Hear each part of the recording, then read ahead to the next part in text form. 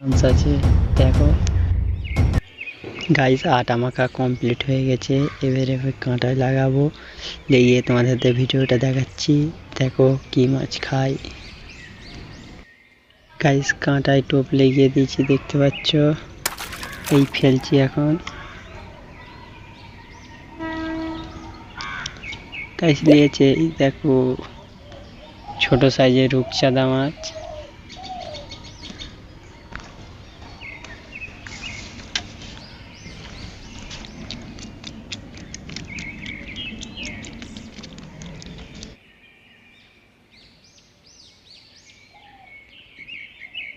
দেখতে পাচ্ছ